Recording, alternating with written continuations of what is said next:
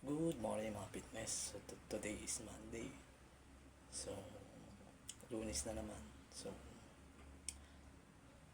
ang pag-uusapan natin is ano nga ba ang benefits ng creatine.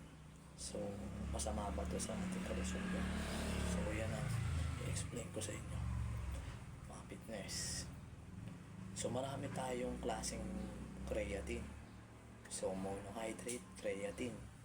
Yan. So ano yung mga benepisyo na makukuha mo sa iyong katawan? So number one, ang creatine is yan yung nagbibigay ng lakas. So nakakapagpalakas sa mga fitness. So example, nagbuhat ka na mabigat.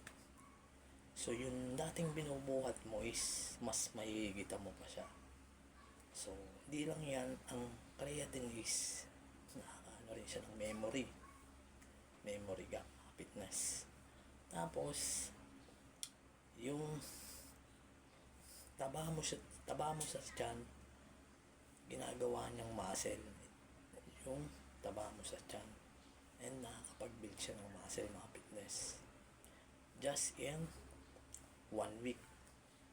So nagbuhat ka ng 1 linggo, so makakapag-build ka ng muscle basta tama yung mga form na ginagawa mo mga fitness. At di lang yan, pagdating sa creatine is marami ka rin makukuha na mga benefits. So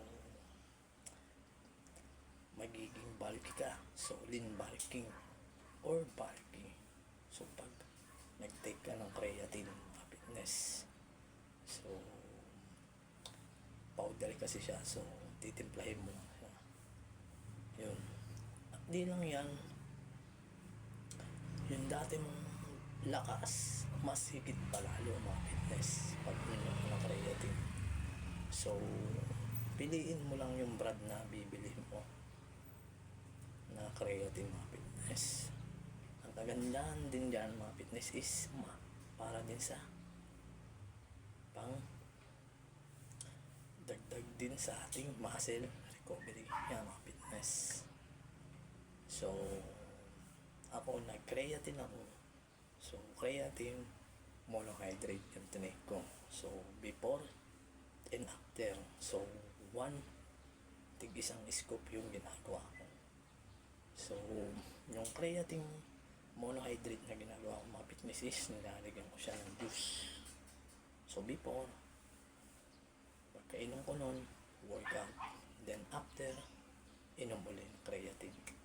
Kaya pag nagbuhat ka ng mabigat, so kayang-kaya mo yung binubuhat mo.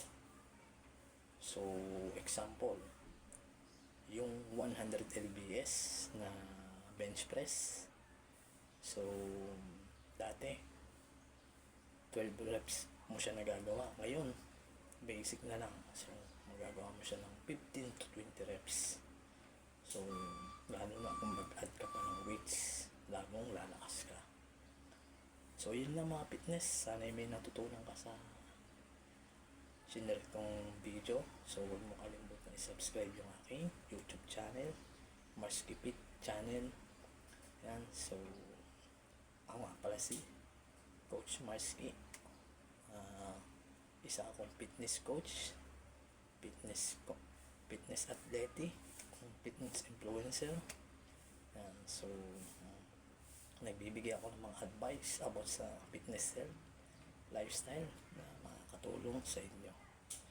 So stay fit and healthy. So lagi lang natin tandaan na alagaan ng sarili, yan ang ating kayamanan. Stay fit and healthy mga fitness.